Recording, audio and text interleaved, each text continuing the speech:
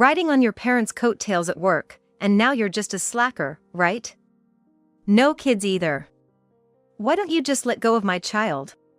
How on earth did someone like you manage to get married? What kind of dirty tricks did you use? My mother-in-law and sister-in-law never took a liking to me, always throwing snide remarks my way and slandering me without a shred of truth. It was truly exhausting. My name is Karen Williams, 35 years old. My husband, John, who is turning 37, and I have been married for 7 years. Ever since my father passed away 6 years ago, we moved to a new home and have been living there with my mother, the three of us together. John is kind, and he's been getting along well with my mother, making our home life peaceful and fulfilling. However, my career has had its ups and downs, causing me considerable stress until things settled down. After graduating from college, I worked at my father's company, where he was the CEO. But after seriously considering my aptitudes, I decided it wasn't the right fit for me and switched jobs in the first year of marriage. It was a tough decision at the time, but looking back, I'm glad I made the change. I have 2 brothers, both of whom joined our father's company. Since my mother also worked there, it seemed only natural that I would too, eventually. The company specialized in electrical engineering, which is why I pursued and completed my degree in that field before joining my father's business. Since my whole family worked in the same place, I never doubted that was where my future lay. When I first started, I faced gossip for sure, rumors that I only got the job because of my father. It was expected, but still hurtful. Once my colleagues knew I was the CEO's daughter, there was a palpable distance, and I felt excluded. No matter how hard I worked, it was always seen as riding on my parents' coattails, which was frustrating. My brothers faced the same talk but proved themselves through their abilities, so I was determined not to be left behind. I worked hard to prove them all wrong and gradually climbed the ladder of success. My boss, who evaluates our work performance, didn't go easy on me even though I am the CEO's daughter. It seemed to me he was actually stricter with me than with the average person. This meant that my promotion was purely due to my efforts, and it felt great to be recognized. But even that achievement was tarnished when people said that was because of the favoritism, which really got me down. No matter what I did, it was always seen as riding on my parents' coattails, which was so frustrating. 3 years after joining the company, I met my husband, and as we grew closer, I became particularly disliked by the female staff. He worked for a firm that did business with my father's company and was well liked for his competence and personality. His substantial income also made him quite a catch in the eyes of many women. I had met my husband before we saw each other at work. I used to see him often at the bookstore and the library I frequently visit. Since we bumped into each other so much, we got to the point where we'd occasionally chat, and we were both surprised when we ended up meeting at work. Our shared love of reading quickly led to a relationship, but this sparked jealousy among my coworkers, leading to gossip. During our relationship, I met my husband's family, but my mother-in-law and sister-in-law disliked me. They'd often make snide remarks when my husband and father-in-law weren't around. "You have it easy with a job thanks to your father. It must be nice living without hardships." They believed I coasted through life on my parents' successes, enjoying a high salary because of them. However, my father would never hire someone without the skills, even if it was his own child. He's a family man and kind-hearted, but business is business with him. At work, he was strict and never mixed business with personal matters. My father doesn't play favorites just because I'm his child. If I didn't have the skills, I wouldn't have been hired. Certainly, I respect my father's capabilities as a CEO, and I hate those who belittle his judgment unreasonably. But when I voice this, my mother-in-law just won't have it. My sister-in-law, too, takes jabs at me for supposedly riding on coattails, and she seems to resent the close relationship I have with my husband. How on earth did someone as plain as you get married? What tricks did you pull off? My sister-in-law seems to have an even bigger problem with me because her relationships never last long, and here I am, happily married to my husband. My sister-in-law, who dresses impeccably in what looks like high-end fashion, certainly turns heads. But her sharp personality seems to lead to short-lived romances. I later found out that my sister-in-law went to the same college as my brother, and she had once confessed her feelings to him but was turned down. During a family gathering, they recognized each other, and when I inquired about my sister-in-law with my brother, who seemed to know her, he told me this story.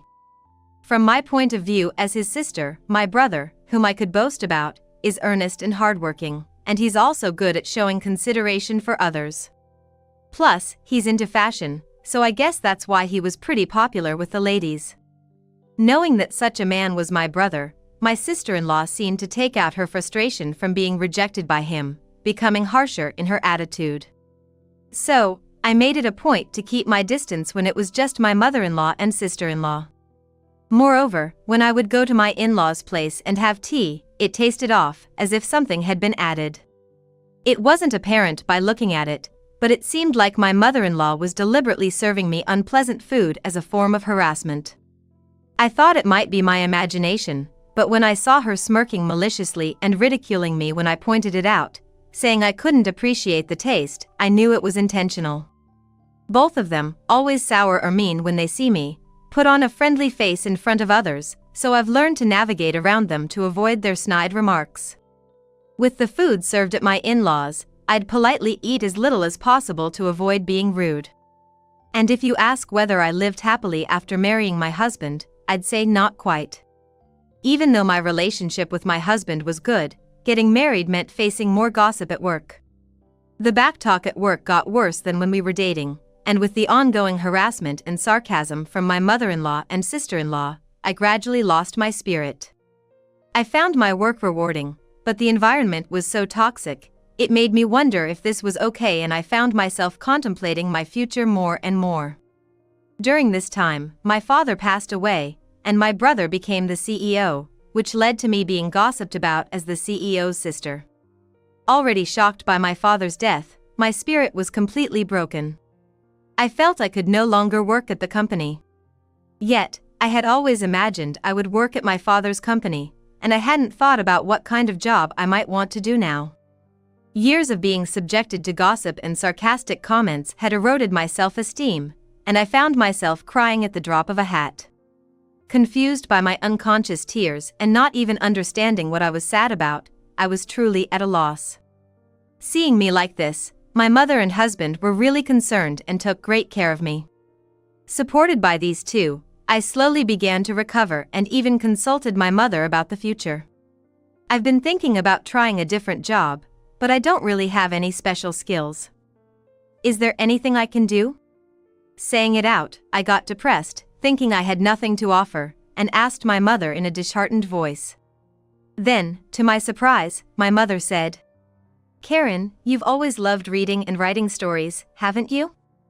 I think you'd be suited for a job that involves writing." Her words jogged my memory. It was true.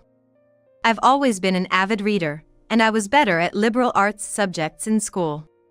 I was part of the literature club, enjoyed writing novels and poems, and was active and happy. I still love reading books to this day, so, encouraged by my mother, I began to consider a career in writing. Upon reflection, I realized that a career in electrical engineering just wasn't right for me. Ever since I was a student, my mother had always told me to choose a job I loved, but back then, I didn't see it. I guess my mother understood me better than I understood myself. So, I decided to make a fresh start and set my sights on becoming a novelist and began working as one. However, being a beginner, it was tough to find work, and I was chipping away at my savings. Every day I faced my computer, continuously writing. Back in the day, I was driven by the desire to prove others wrong, but now, I'm working hard for myself, and despite the challenges, I find it more enjoyable. I spend more hours than I did when I was employed at a company, dedicating most of my day to crafting stories. Gradually, my income increased, and by the second year, I was making about as much as an average office worker's salary, though it was less than what I used to earn. Then, in the fourth year, one of my novels won an award and even got published. This allowed me to sign a contract with a publishing house, securing a stable flow of work. By the fifth year, thanks to a hit novel, I was earning more than my husband, who has a pretty hefty salary. From then on, my work was getting adapted into comics and dramas, keeping me busy but ensuring a steady income. It's been tough getting here, but working as a novelist, I feel that my previous jobs weren't a good fit for me. But as much as being a novelist suits me, I wouldn't have gotten this far on my own. I owe a lot to the support of my mother and husband. As for my mother-in-law and sister-in-law, when they heard I became a novelist, they just assumed I wouldn't make it and started making snide remarks, suggesting I was leeching off my husband. After my father-in-law passed, their comments seemed to get even worse. Since I write almost at home, they've taken to calling me a nerd. And because our home is in a high-rise luxury condo, their jealousy makes their remarks even nastier. You're just lazing around at home living off your husband's earnings, aren't you? Must be nice. Life's easy when you don't have to work for it. They assume my husband is the one who bought our condo and covers all our living expenses. They're convinced I don't contribute financially, especially since I switched careers to become a novelist. However, the condo was actually the inheritance from my father, so my husband has nothing to do with it. Plus, the building has such great amenities that I hardly need to go out, which only strengthens their misconception that I'm a nerd. But I split the living costs with my husband, and even though I've explained this, they still believe that my husband is paying for everything. So they continue to make their comments behind his back, and I just bear it, although it's definitely stressful. They also make rude comments about how I haven't given birth to a child. This started when I turned 30, and it's just so tiresome. But now that I'm 35 and still not expecting, I'm starting to get worried myself. I was made to feel uncomfortable by two people, and despite explaining work matters to them repeatedly, they wouldn't listen and would just insult me. So, I subtly sought advice from my mother and husband. When I was working at the company, I didn't consult anyone until I reached my breaking point, so learning from that, I decided to talk to them early on. But aside from my mother, since the two are part of my husband's family and act like decent people in front of him, I made sure to convey things to him in the gentlest terms possible. You don't have to deal with those two, I'll handle any meetings or communications with them. He knew about the period when I was emotionally unstable due to the backbiting, and out of concern, he tried to ensure I wouldn't have to see them more than necessary.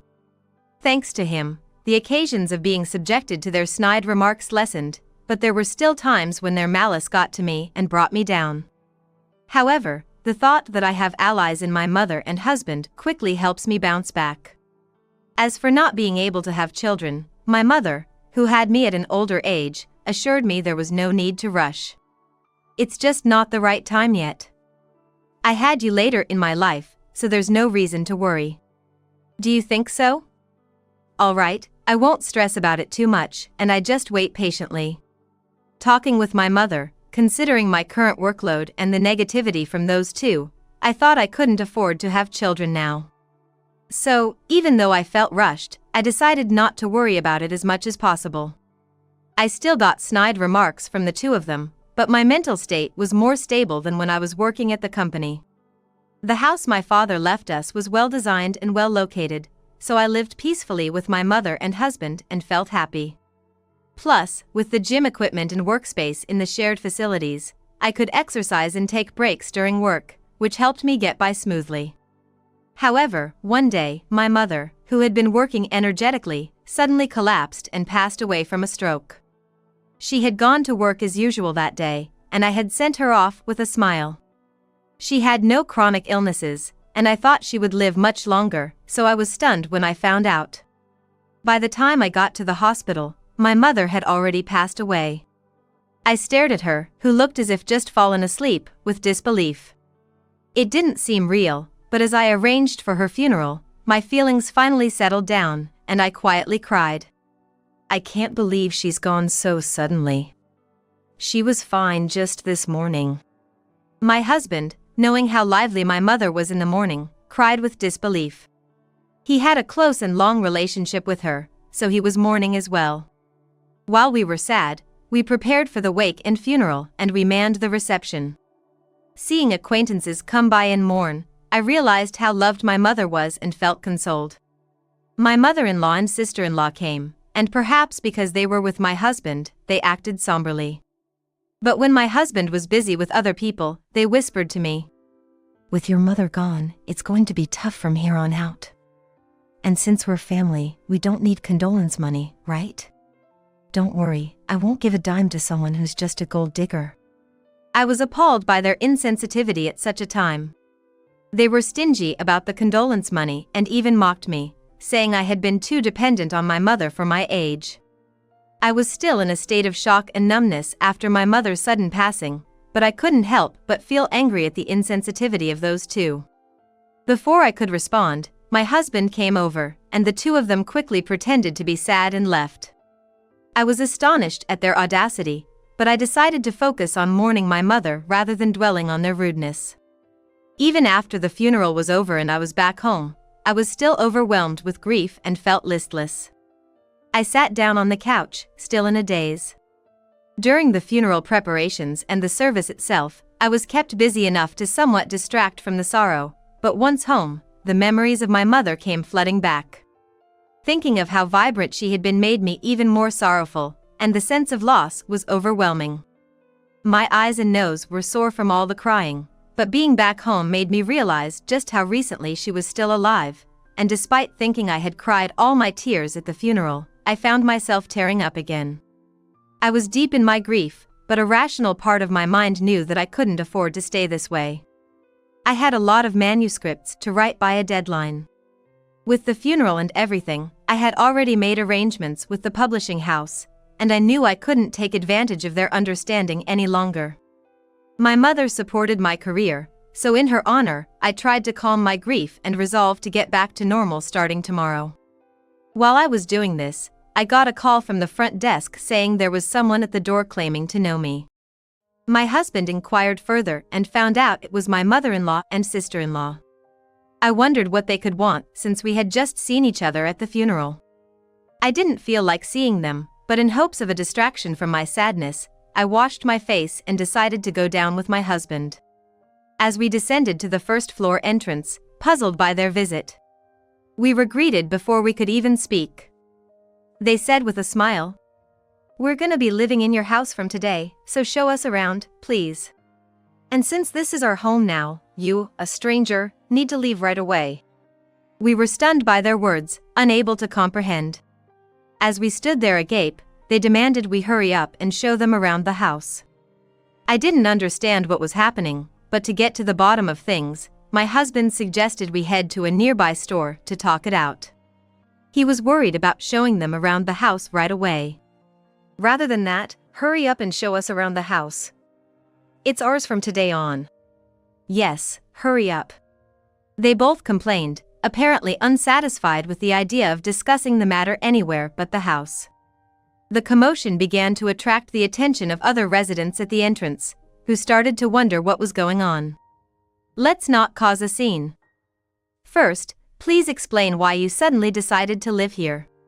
My husband explained that we couldn't just give them the house because my mother's estate hadn't been settled yet, and somehow my husband managed to persuade them to go to a nearby diner.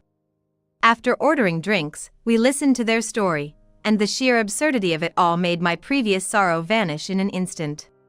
That house belongs to John, doesn't it? Your mother was paying for it, but now that she's gone. Rather than supporting a nerd, we might as well live there together. You should divorce that nerd you're supporting and come live with us. They seemed pretty smug about it, claiming it was a good idea. They were under the impression that the high-rise condo belonged to my husband, and since my mother passed away they demanded that we live together. Huh? What are you talking about? My husband was bewildered by their absurd claims, which they made as if they were the most natural thing in the world. It seemed he was getting angry, especially with the insults hurled at me, but he calmly started to clear up their misunderstanding. First off, that condo is Karen's, inherited from her father, not mine. And Karen's not unemployed, she has a job. I explained that I was the owner of the condo, which was part of my father's legacy, and that I was working as a best-selling novelist. However, they wouldn't accept it. A novelist? That's hardly a stable income. There's no need to defend her just because she's your wife, right? Defending her like that, are you brainwashed or something? You'd better divorce her quickly. I even mentioned my works that were already popular in the media, but they laughed it off, calling it a lie. What kind of upbringing allows someone to speak like that? Didn't your mother teach you anything? You'd be better off not telling such lies. Being ridiculed about my mother and the work I've poured my heart into, I was truly getting steamed. I'd been patient until now, but decided it was high time to speak up. Just as I was about to open my mouth, my husband, who'd been irritably explaining to the two unlistening people, lost his cool before I did and burst out in anger. Enough already!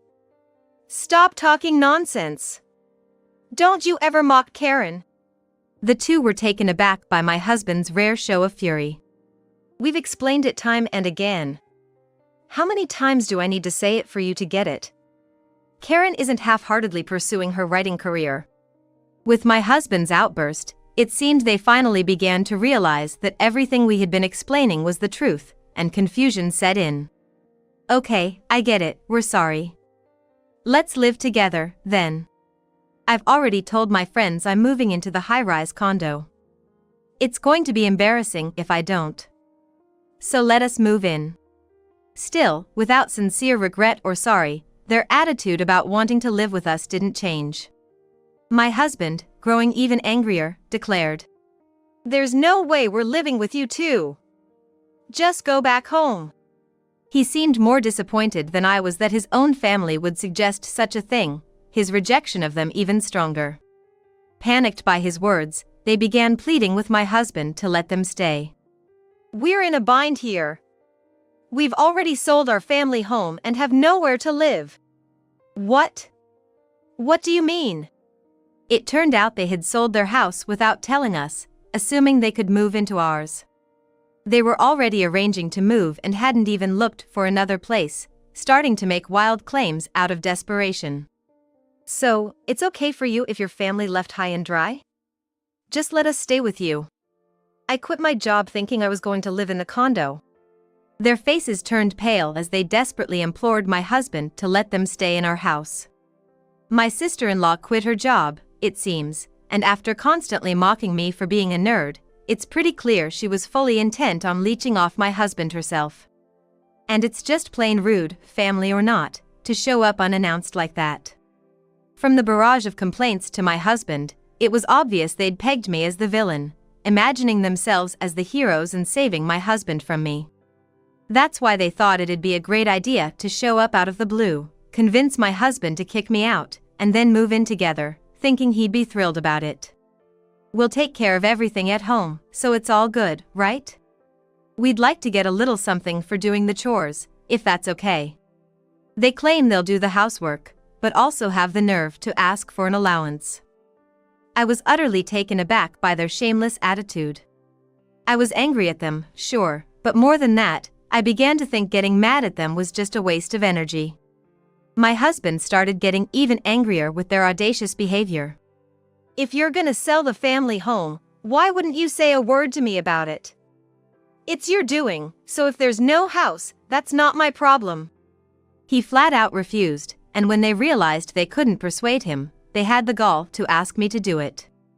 "Hey, Karen. Could you please talk John into letting us stay? We won't tell you to leave, and it's fine if you live with us. If things stay as they are, we're out of options. Please convince him." After all the ridicule toward me, what arrogance they had. It's my house in my name, yet they act so high and mighty. I've always detested the idea, but if I ever lived with them, I'd surely be tormented. Before I could sarcastically refuse, my husband burst out again, exploding with anger. "Enough is enough. After all the crap you've given Karen, you've got some nerve. Just stop asking for a share of the home sale money and go back where you came from. I don't even want to see you two anymore." And with that, he made an outright declaration of disownment. Despite their persistent attempts to cling to my husband, we ignored them, settled the bill, and promptly left the restaurant. They still shamelessly showed up at our upscale condo from time to time, unrepentant. After I explained the situation to the building manager, they warned those two that if they kept making a racket, the cops would be called and sent they away. But they still showed up, lurking around the front door, badgering my husband to let them move in or to give them financial help. When my husband finally got fed up and threatened to call the police, they stopped coming around. Looks like he was serious about cutting ties. He even went through with the legal steps to disown them. But then, they started sending our phones plenty of messages. Emails begging to live with us and asking for money kept flooding in. I got so fed up with the constant harassment that I immediately blocked their numbers. Turns out, their family home was too old and inconveniently located to sell for much, and they were counting on my husband without any savings of their own, so they ended up selling what they could and moved into a cheap, rundown apartment. Finding a job was tough, so they're scraping by with multiple part-time gigs, living a busy life. As for me, well, the good news of a pregnancy came through once the relentless messages stopped. I had been worried about not being able to have kids, so this was a real joy. With this happy news of pregnancy, I finally felt a glimmer of hope after a long time. I'm determined to be the kind of mother my child can always feel safe with, just like my mother, and while looking forward to the arrival of my baby, I continue to dedicate myself to my work.